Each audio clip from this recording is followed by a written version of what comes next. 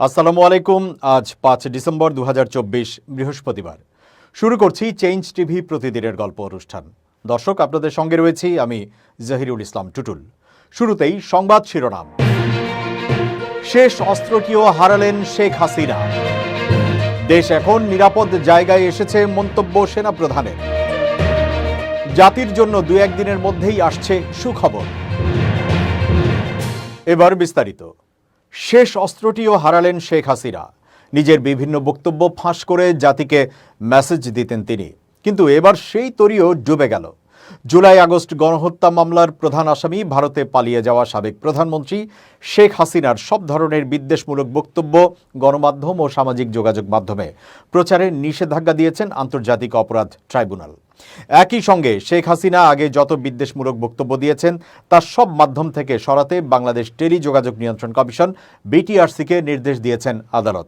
প্রসিকিউশনের আবেদনের পরিপ্রেক্ষিতে বৃহস্পতিবার আন্তর্জাতিক অপরাধ ট্রাইব্যুনালের চেয়ারম্যান বিচারপতি মোহাম্মদ গোলাম মুর্তুজা মজুমদারের নেতৃত্বে ২ বিচারপতির ট্রাইব্যুনাল এই আদেশ দেন। তথ্য সচিব, তথ্য প্রযুক্তি সচিব ও বিটিআরসির চেয়ারম্যানকে এই আদেশ এখন থেকেই বাস্তবায়ন করতে বলা হয়েছে। আদালতে প্রসিকিউশনের পক্ষে শুনানি করেন prosecutor Gazi M H. Tamim, prosecutor B M. Sultan Mahmud ও আবদুল্লাহ আল নোমান। শুনানিতে গাজী এম.এইচ. তামিম বলেন, শেখ হাসিনা গণহত্যা সহ মানবতা বিরোধী অপরাধের মামলায় পলাতক আসামি। তার বিরুদ্ধে ট্রাইব্যুনালে গ্রেপ্তারি পরোয়ানা রয়েছে। তিনি পলাতক থাকা অবস্থায় বিদেশে বসে বিদ্বেষমূলক বক্তব্য দিচ্ছেন। এই বক্তব্যের মধ্য দিয়ে জুলাই আগস্টে সংঘটিত গণহত্যা ও মানবতা বিরোধী অপরাধের মামলার ভিকটিম ও সাক্ষীরা ভয় ভীতির মধ্যে রয়েছে। এতে বিঘ্ন হচ্ছে তদন্ত কাজ। এ সময় শেখ হাসিনার ২টি বিদ্বেষমূলক বক্তব্য ট্রাইব্যুনালে তুলে ধরেন প্রসিকিউটর তামিম। একটি বক্তব্যে শেখ হাসিনা বলেন, এখন যারা বেশি বাড়াবাড়ি করছে তারা ভালো থাকবে না। ডিসেম্বর পর্যন্ত দেখো, ভয় পাওয়ার কিছুই নেই। আমার বিরুদ্ধে তো ২২৭টি মার্ডার কেস হয়েছে, ২২৭ জনকে হত্যার লাইসেন্স পেয়েছি। এক মামলায় যে শাস্তি, ২২৭ জনের মামলায়ও একই শাস্তি। এবার এলে আর ডেভেলপ করব না, করব সংস্কার। এ ধরনের বক্তব্য আন্তর্জাতিক আইনেও পরিপন্থী। এই পর্যায়ে ট্রাইব্যুনাল জানতে চান এসব বক্তব্য শেখ হাসিনার কিনা। তখন প্রসিকিউটর বলেন, অনেক গণমাধ্যমে শেখ হাসিনার এই বক্তব্য এসেছে, ভিডিও রেকর্ডও আছে। পরে ট্রাইব্যুনাল শেখ হাসিনার সব ধরনের বিদ্বেষমূলক বক্তব্য প্রচারে নিষেধাজ্ঞা জারি করেন। এর আগে গণমাধ্যম ও সামাজিক যোগাযোগ মাধ্যমে ভারতে পালিয়ে যাওয়া সাবেক প্রধানমন্ত্রী শেখ হাসিনার বিদ্বেষমূলক বক্তব্য প্রচারে নিষেধাজ্ঞা চেয়ে আবেদন করা হয়। গত ১৮ নভেম্বর জুলাই আগস্টের গণহত্যার ঘটনায় মানবতা বিরোধী অপরাধের অভিযোগে দায়ের করা ২ মামলায় শেখ হাসিনা, ওবায়দুল কাদের সহ ৪৬ জনের বিরুদ্ধে তদন্ত ১ মাসের মধ্যে শেষ করার নির্দেশ দেন ট্রাইব্যুনাল। তদন্ত শেষ করে আগামী ১৭ ডিসেম্বর প্রতিবেদন দাখিল করতে বলা হয়েছে। এছাড়া আদালতে হাজির হওয়া আনিসুল হক সহ ১৩ জনকে ট্রাইব্যুনালের মামলায় গ্রেপ্তার দেখিয়ে কারাগারে আটক রাখতে নির্দেশ দেওয়া হয়েছে। শেখ হাসিনাকে গ্রেপ্তার করে দেশে ফিরিয়ে আনতে আদেশও দিয়েছেন ট্রাইব্যুনাল। ৫ আগস্টের পর Bangladesh national cadet corps BNCC যেভাবে সহায়তা করেছে তাতে দেশ এখন একটা নিরাপদ জায়গায় এসেছে বলে মন্তব্য করেছেন বাংলাদেশ সেনাবাহিনী প্রধান জেনারেল ওয়াকারুজ্জামান। বৃহস্পতিবার দুপুরে সাভারের বাইপাইল এলাকায় Bangladesh national cadet corps BNCC training একাডেমির ভবন উদ্বোধন শেষে সংক্ষিপ্ত বক্তব্যে তিনি এই মন্তব্য করেন। উদ্বোধনী অনুষ্ঠানের শুরুতে বিএনসিসি সেনা, নৌ ও বিমান শাখার একদল চৌকস ক্যাডেট বৃন্দ সম্মানিত সেনাবাহিনী প্রধানকে গার্ড অব অনার প্রদান করেন।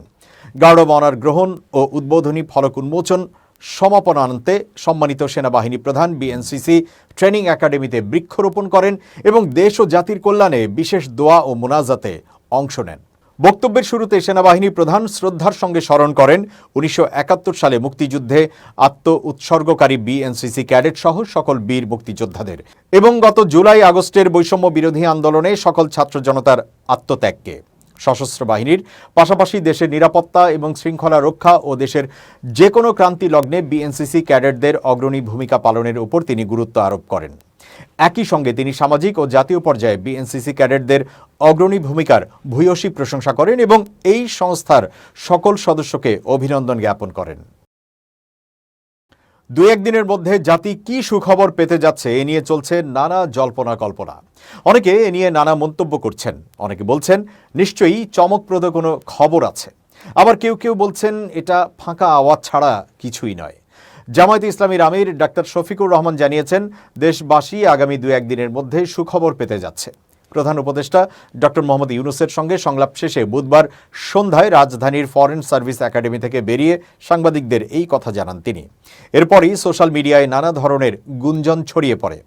জামায়াতের আমির আরও বলেন, আমরা কারো পাতা ফাঁদে পা দেব না, কারো কাছে মাথা নত করব না, আবার সীমা লঙ্ঘনও করব না। দু একদিনের মধ্যে সুখবর পাবেন আশা করি। ডাক্তার শফিকুর রহমান বলেন, দেশের সার্বভৌমত্বের প্রশ্নে কোনো ছাড় নয়। সব ষড়যন্ত্র মোকাবেলা করতে আমরা ঐক্যবদ্ধ। সরকার যাতে যৌক্তিক সিদ্ধান্ত নেয় সেটার জন্য আমরা সহযোগিতা করব। জামায়াতের আমির বলেন, জাতীয় ঐক্যের ভিত্তিতে বিজয় এসেছে। চলমান ষড়যন্ত্রও আমরা ঐক্যবদ্ধভাবে মোকাবেলা করব। দেশি বিদেশি গণমাধ্যমকে কাজে লাগিয়ে প্রোপাগান্ডার বিরুদ্ধে লড়তে হবে। সংলাপের বিষয়ে ডাক্তার শফিকুর রহমান বলেন, অপপ্রচার মোকাবেলায় আমরা সরকারের সঙ্গে কাজ করব। এর আগে বিকেল 4:15টার দিকে রাজধানীর ফরেন সার্ভিস একাডেমিতে দেশের চলমান নানা ইস্যুতে আলোচনার জন্য বিএনপি জামাত সহ বিভিন্ন রাজনৈতিক দলের নেতাদের সঙ্গে সংলাপে বসেন প্রধান উপদেষ্টা অধ্যাপক মোহাম্মদ ইউনূস।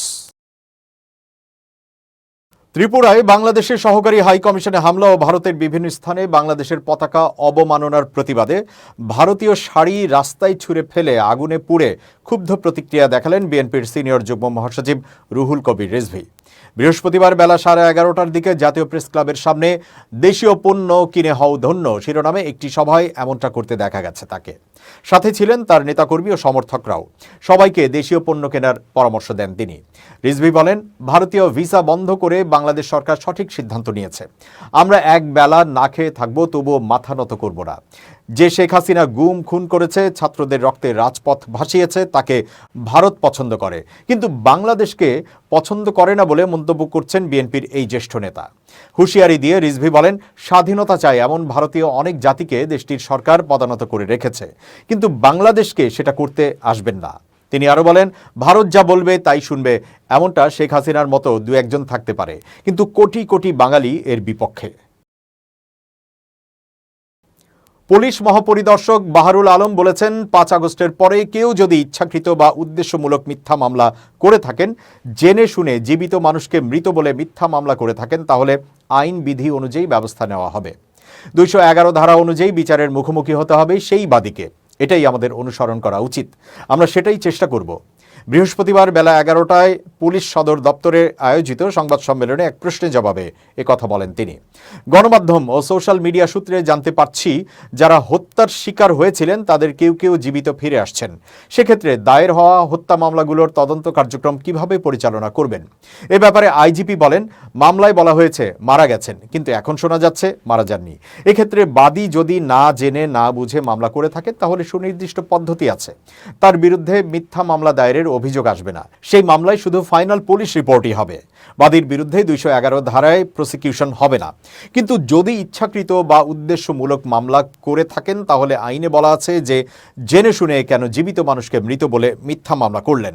এক্ষেত্রে ওই 211 ধারায় বিচারের মুখোমুখি হতে হবে বাদীকেই। এটাই আমাদের অনুসরণ করা উচিত। আমরা সেটাই চেষ্টা করব। জঙ্গি কার্যক্রমে যারা জড়িত বলে বলা হয়েছিল, তাদের অনেকে জামিন পেয়েছেন। তারা আসলে জঙ্গি কিনা যেটি প্রমাণিত হয়নি, সেটির সূত্র ধরে কিভাবে তাদের আখ্যা দেবেন? এ বিষয়ে আইজিপি বলেন, আদালত যদি কাউকে খালাস দিয়ে থাকে, সেখানে তো আমাদের কিছুই করার থাকে না। আদালতের রায় তো চূড়ান্ত। আমরা যাই বলি না কেন, শ্রদ্ধা করতে হবে। জঙ্গি সংগঠন হিসেবে নিষিদ্ধ আনসার আল ইসলামের নেতৃত্বদানকারী সেনাবাহিনী থেকে বহিষ্কৃত মেজর সৈয়দ জিয়াউল হক ওরফে মেজর জিয়া। পুলিশের খাতায় জিয়া মোস্ট ওয়ান্টেড। তাকে ধরিয়ে দেওয়ার জন্য পুলিশ সদর দপ্তর পুরস্কার ঘোষণা করেছিল। সেই জায়গায় আপনারা আছেন কিনা? তিনি কি এখনো ফেরারি? তিনি কি এখনো শীর্ষ জঙ্গি কিনা? তাকে ধরিয়ে দিলে পুরস্কার দেবেন কিনা? এমন প্রশ্নের জবাবে আইজিপির হয়ে উত্তর দেন পুলিশ সদর দপ্তরের ডিআইজি রেজাউল করিম। তিনি বলেন, তার লিগ্যাল স্ট্যাটাস আগের মতো, কারণ তিনি কোনো মামলা থেকে খালাস পাননি। তিনি যদি খালাস পান, তাহলে সেই অনুযায়ী ব্যবস্থা নেওয়া হবে। আর যদি তিনি কনভিক্টেড হন, তাহলে সেই অনুযায়ী ব্যবস্থা। আপাতত এর বাইরে আর কোনো তথ্য নেই। পুলিশ সদর দপ্তর তদন্ত করছে। যেসব পুলিশ কর্মকর্তার বিভিন্ন মামলায় ও ঘটনায় জড়িত থাকার বিষয়ে নাম এসেছে, তারা কোথায়? তাদের বিষয়ে পদক্ষেপ কি হবে? তাদের দায় আপনারা পেয়েছেন কিনা জানতে চাইলে আইজিপি বলেন, গণমাধ্যমে অনেকের নাম পেয়েছি। আমরা নিজেরাও তদন্ত করছি। আমরা তাদের অবস্থান বের করতে পারিনি। এটা চলমান প্রক্রিয়া। দেশের ভেতরে থাকলে আইনের আওতায় আসবে যদি অবস্থান চিহ্নিত করতে পারি। আর যদি বাইরে থাকেন, তাহলেও বিধিগত প্রক্রিয়া আছে। তিনি বলেন, আমরা প্রযুক্তিগত সক্ষমতা অনুযায়ী চেষ্টা করছি। তাদের দায় এখনো প্রমাণিত হয়নি।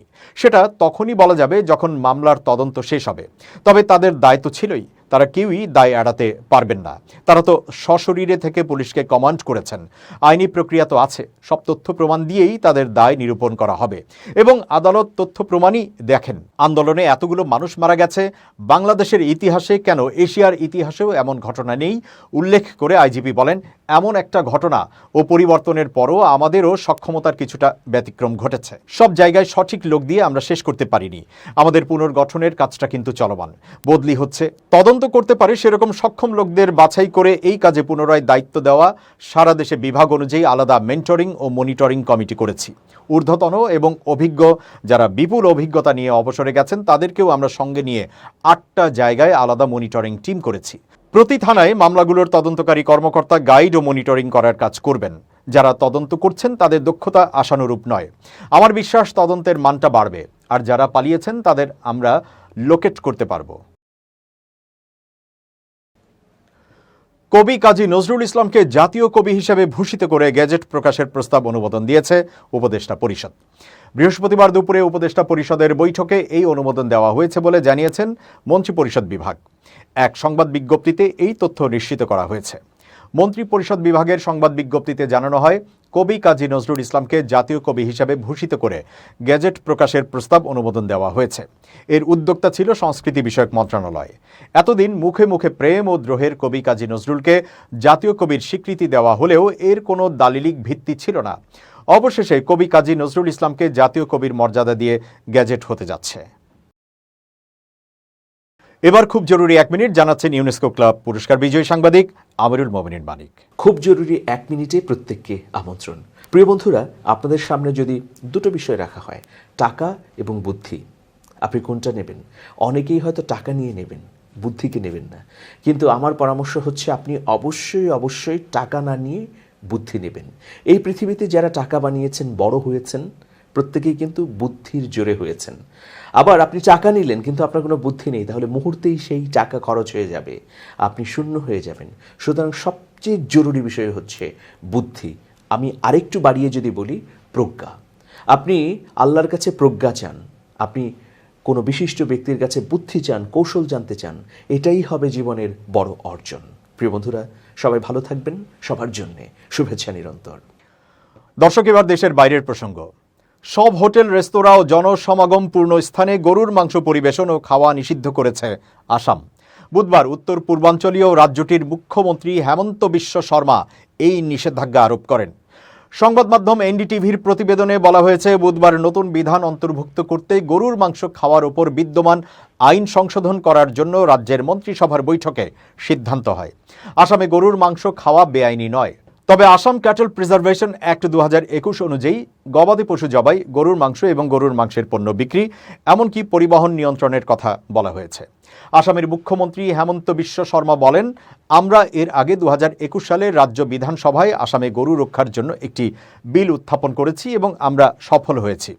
হেমন্ত বিশ্ব শর্মা আরও বলেন, এখন আমরা সিদ্ধান্ত নিয়েছি যে রাজ্যের কোনো হোটেল বা রেস্তোরাঁয় গরুর মাংস পরিবেশন করা হবে না, এমনকি কোনো পাবলিক অনুষ্ঠানে বা কোনো পাবলিক প্লেসেও পরিবেশন করা যাবে না। হিন্দু, জৈন এবং শিখ সংখ্যাগরিষ্ঠ এবং মন্দিরের 5 কিলোমিটারের মধ্যে গবাদি পশু জবাই এবং গরুর মাংস বিক্রি নিষিদ্ধ করে 2021 সালের আসাম গবাদি পশু সংরক্ষণ আইন পাশ করা হয়। আসামের মুখ্যমন্ত্রী বলেন, আগে আইনে মন্দিরের 5 কিলোমিটারের কথা বলা থাকলেও এখন সেটা অন্যান্য এলাকায় বাড়ানোর সিদ্ধান্ত নিয়েছি। আইন লঙ্ঘন করলে 3 থেকে 8 বছরের কারাদণ্ড এবং 3 লাখ থেকে 5 লাখ রুপি পর্যন্ত জরিমানার বিধান রয়েছে। দর্শক, শেষ করছি প্রতিদিনের গল্পের আজকের গল্প। changetv.press বাংলাদেশের ইউটিউব জার্নালিজমের অগ্রদূত। ভিজিট করুন এর ওয়েবসাইট www.changetv.press, youtube.com/changetvpress এবং সাবস্ক্রাইব করুন চ্যানেলটি। নিয়মিত লাইক, কমেন্ট ও শেয়ার করে আপডেট রাখুন নিজেকে।